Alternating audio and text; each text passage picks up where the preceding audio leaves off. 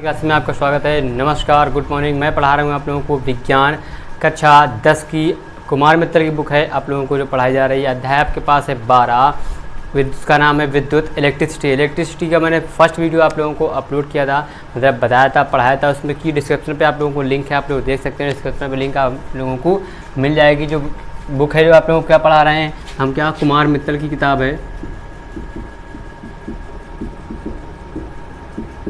कौन सी बुक है आपके पास? कुमार मित्तल की बुक है। अब देखिए यहाँ पे आप लोगों को यहाँ पे टॉपिक लिखा है आपके पास विद्युत ऊर्जा की स्रोत, मतलब सोर्स ऑफ एनर्जी।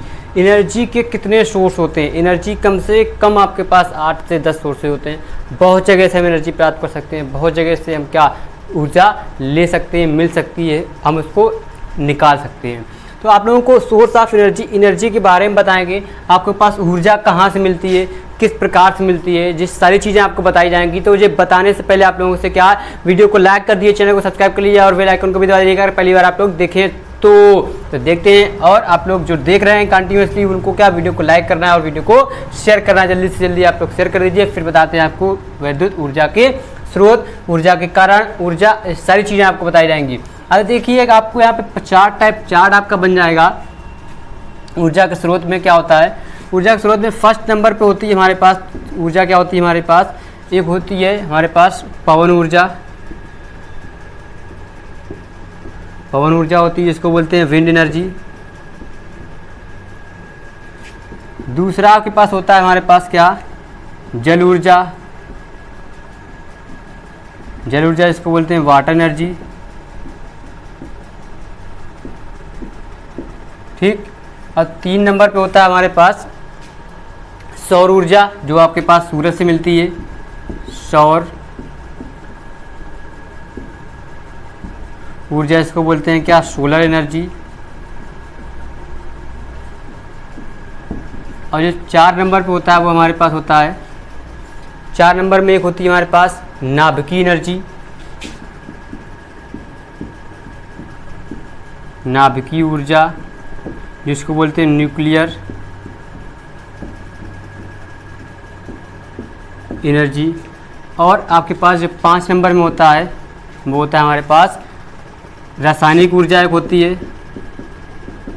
रासायनिक ऊर्जा, इसको बोलते हैं केमिकल एनर्जी।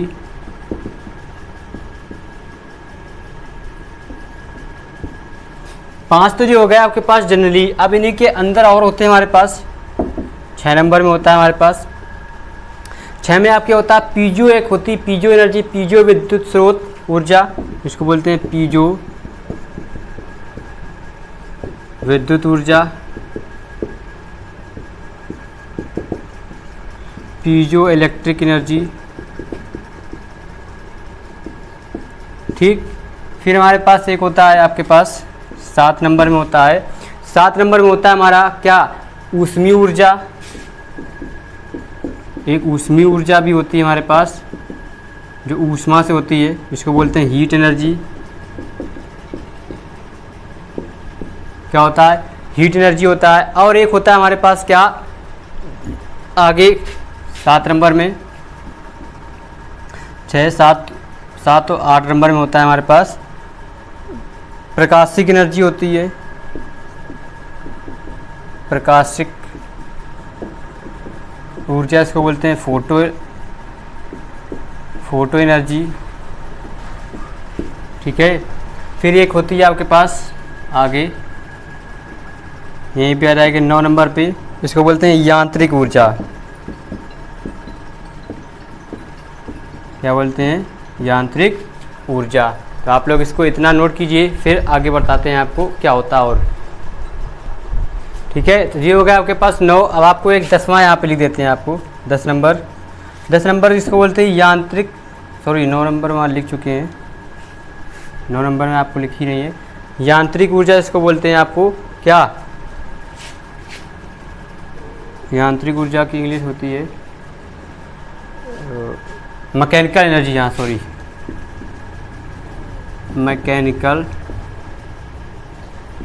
मैकेनिकल एनर्जी 2 होती है हमारे पास। एक होती है हमारे पास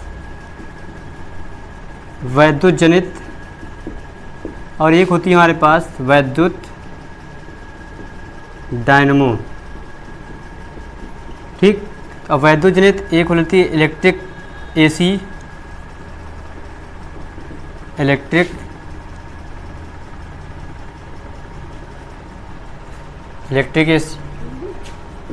एसी और एक होती है इलेक्ट्रिक हमारे पास डीसी। ठीक है, आप इलेक्ट्रिक जनरेटर भी बोल सकते हैं जनित, और इलेक्ट्रिक डायनमो भी बोल सकते हैं।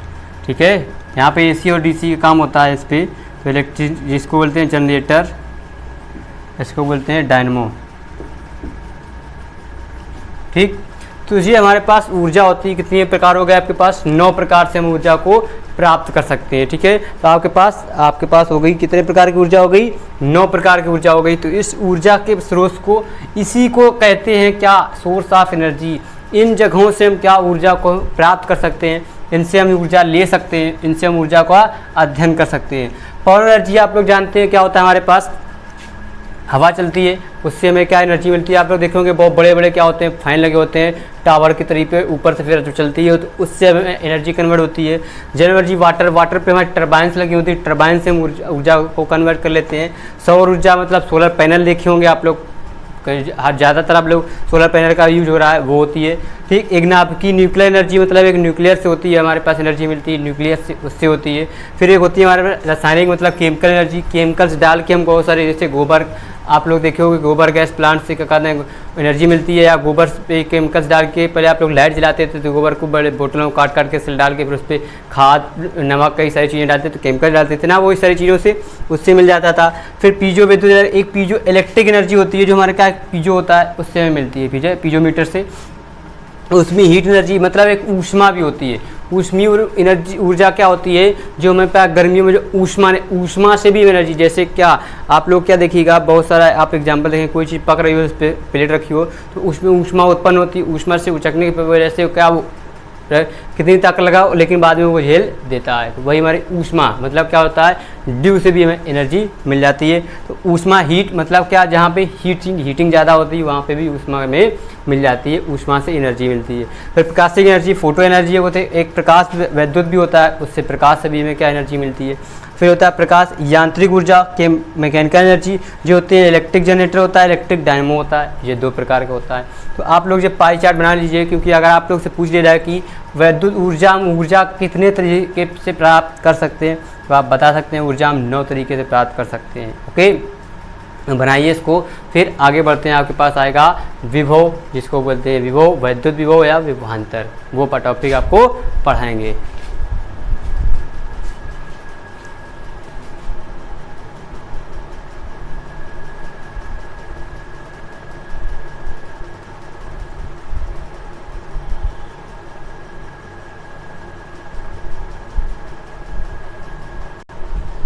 ठीक है, अब देखिए यहाँ पे आपके पास लिखा है वैद्युत विभव, इलेक्ट्रिक पोटेंशियल क्या होता है।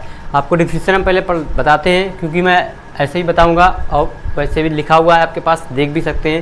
लिखा एकांक धन आवेश को अनंत से, एक कोई धन आवेश को कहाँ से, अनंत से किसी बिंदु तक लाने में, जैसे हमने मान लिया जी हमारा एकांक धन आवेश है, हमने यहाँ से यहाँ पर पहुँचाया है, ए पॉइंट को किसी बिंदु तक लाने में किया गया कार्य ही उस बिंदु पर वैद्युत विभव।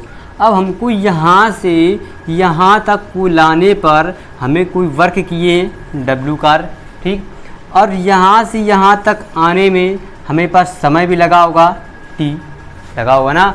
तभी अगर हम यहाँ पे खड़े हैं, इस जगह खड़े हैं, हमें को यहाँ से वहाँ जाना है, हमारे विंडो है वहाँ तक, तो ऐसे चलकर ही तो जाएंगे। यहाँ पैदल चले और चलने के बाद हमें यहाँ से वहाँ तक में कुछ सेकंड लगेंगे, 1 2 3 4 सेकंड टाइम भी लगेगा, और हमने अपनी एनर्जी खर्च करी वहाँ तक जाने में।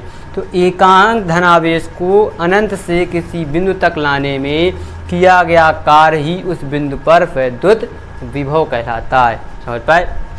अब क्या डिफिनेशन में याद कर सकते हैं, एकांक धनावेश को किसी अनंत से किसी बिंदु तक लाने में किया गया कार्य W क्या वैद्युत विभव कहलाता है।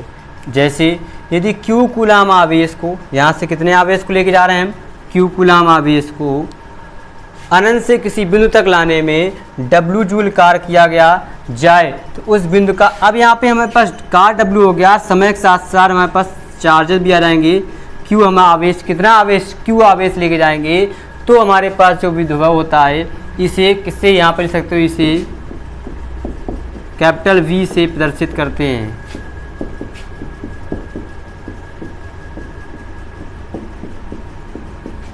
किससे करते हैं, कैपिटल V से। तो यहाँ पे फार्मूला आ जाएगा V बराबर W/Q। इसका एक मात्रक जो होगा वो क्या हो जाएगा, V लिखेंगे विभव का मात्रक, मात्रक क्या हो जाएगा, कार का मात्रक बच्चा जूल, आवेश का मात्रक होता है कूलाम, या एक दूसरा मात्रक होता है हमारे पास वोल्ट, इसको क्या बोलते हैं, वोल्ट भी होता है। ये हो गया जी, आपके पास फार्मूला आ गया V बराबर W/Q। आप लोग याद रखिएगा, जिसका मात्रक होता है वोल्ट भी पढ़ते हैं और जूल प्रति कूलाम भी पढ़ते हैं, ठीक है, दोनों मात्रक होते हैं। तो ये आपके पास आ गया वैद्युत विभव, समझ में आया होगा। एकांक धन आवेश, किसी एकांक बिंदु से धन आवेश अनंत से किसी बिंदु से तक लाने में किया गया कार्य, जो आवेश को लाने पर कार्य किया जाता है, वो हमारा वैद्युत विभव कहलाता है। तो नोट कर लीजिए, स्क्रीनशॉट लीजिए, फिर आगे बढ़ते हैं आपको नेक्स्ट पॉइंट की ओर, जल्दी से, क्विक फास्ट।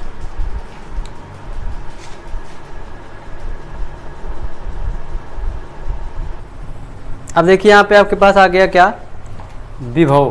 पोटेंशियल डिफरेंस क्या होता है, किसी परिपथ के दो बिंदुओं के बीच, हमने क्या माना, दो बिंदुओं, हमने कोई भी एक रेजिस्टेंस है हमारे पास, बिंदु A व B के बीच एकांक आवेश को प्रवाहित करने में किए गए कार्य कोण बिंदुओं के बीच विभवांतर कहते हैं। यहाँ पे अगर हमने चार्ज फ्लो कर दिया, यहाँ पे मेरे पास A से B, हमें क्या, कोई बिंदुओं के बीच एकांक धनावेश को प्रवाहित करने पर किया गया कार्य, प्रवाहित करने पर भी हमें कोई कार्य करना पड़ेगा, हमें क्या, फ्लो करने पर भी कोई कार्य करना पड़ेगा, हमको उस पर डालने पर भी कोई कार्य करना पड़ेगा, हमें उसको बहाने पर भी कोई कार्य करना पड़ेगा। हाँ, तो उस कार्य को ही हम बोलते हैं क्या, विभवांतर। बस में दो पॉइंट डिसाइड हो जाते हैं, जैसे कि हमारे पास दो पॉइंट, हमारा वहाँ से बोर्ड, लाइट बोर्ड से स्विच का ऑन करना और बल्ब का जलना, वहाँ से वहाँ तक, जैसे हमने माना जी हमारे पास क्या है, एक बल्ब हमारे पास है, ठीक, यहाँ पे लगा हुआ है, और जी यहाँ पर हमारे पास बोर्ड है इतना बड़ा, यहाँ पे हमारे पास स्विच लगे हुए हैं। जैसे हमने इसको कट से नीचे किया तो ये करंट फ्लो होकर यहाँ से चार्ज तो फ्लो हुआ Q, और यहाँ तक जल्दी स्पीड में जो जाएगा, ऐसे करके स्पीड में ये बल्ब हमारा रोशनी दे देगा फट से। तो ये यहाँ से जो चार्ज फ्लो करा और उस बटन को ऑन करने पे जो हमने वर्क लगाया, वो हमारा विभवांतर कहलाता है। बस यहाँ पे पॉइंट हमें डिसाइड हैं और विभव पे डिसाइड नहीं होते। अनंत से किसी बिंदु को हम एक लाने पर जो चार्ज लगता है, अवकार होता है, वो हमारे पास विभव कहलाता है। बस फर्क ये होता है अनंत और दो बिंदुओं के बीच का, समझ पाए। तो वही चीज़ है, आपको समझना है, अपने घर के वायर से ही समझ सकते हैं आप लोग, ठीक है। तो ये आपके पास हो गया विभव, और आपसे पूछ लिया जाएगा कि विभव और विभवांतर में अंतर बताइए। तो आप कैसे बताएंगे कि जो विभव होता है उस पर अनंत से कोई बिंदु पर, हम अनंत से कोई एक बिंदु पर हम क्या, आवेश को फ्लो करते हैं, तो वो हमारा उस पर किया गया कार्य जो W होता है, वो हमारा विभव कहलाता है। अब विभवांतर में क्या होता है, किसी परिपथ के दो बिंदुओं के बीच हमें क्या, आवेश, एकांक आवेश को प्रवाहित करने पर जो कार्य होता है W, उसे हम का विभवांतर कहते हैं। तो समझ पाए आप लोग विभव और विभवांतर। इसका एक फार्मूला सेम वही होता है, V बराबर W/Q। अगर आपके पास कोई पॉइंट नहीं दिया है, अगर A और B हो जाएगा तो VA माइनस का हमारे पास VB बराबर W/ क्या होता है, Q। मतलब एक बिंदु से दूसरे बिंदु का आवेश जो होता है उसको हम बड़े से छोटे वाले को घटा देते हैं, बड़े वाले में छोटे वाले को हम विभव को घटा देते हैं। वही हमारा पोटेंशियल डिफरेंस जिसको कहते हैं, अंतर हमें पता चल जाता है। तो समझ पाए, विभव और विभव का जो मात्रक होता है सेम वही होता है, क्या होता है हमारे पास, वोल्ट होता है या जूल प्रति कूलाम भी होता है, ठीक है, जूल प्रति कूलाम भी होता है। समझ पाए, जी हो गया आपके पास विभव, पोटेंशियल डिफरेंस। किसी परिपथ के दो बिंदुओं के बीच एकांक आवेश को प्रवाहित करने में किए गए कार्य कोण बिंदुओं के बीच विभवांतर कहते हैं। समझ पाए? अच्छे से देख लिया, समझ लिया, अब इसको लगाएंगे। ओके, आप देखेंगे जो हो गया, आप लोग इसको नोट कीजिए। फिर आगे बढ़ते हैं आपके पास नेक्स्ट टॉपिक को। क्विक फास्ट स्पीड में नोट कीजिए इसको।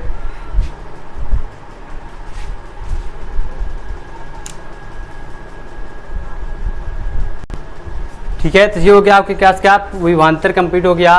विभवांतर के आगे आप लोगों को जो नेक्स्ट टॉपिक है आपके पास नेक्स्ट वीडियो में बताया जाएगा, क्योंकि एक एक टॉपिक बाई टॉपिक आपको वीडियो में लेंगे तो आपको सर्च करने में आसानी रहेगी, पढ़ने में आसानी रहेगी, आप लोग उलझन नहीं होगी, आप लोग क्या बोरियत महसूस नहीं होगी। इस पर से शॉर्ट वीडियो पढ़ेंगे तो आप लोग को अब आपको प्रॉपर नोट्स भी बनाने की ज़रूरत है। ठीक है, नोट्स बनाइएगा और जाने से पहले वीडियो को लाइक ज़रूर कर दीजिएगा, साथ साथ चैनल को शेयर कर दीजिए, वीडियो को शेयर कर दीजिए। अगर आप लोग अभी तक शेयर नहीं करते हैं तो शेयर ज़रूर कीजिएगा।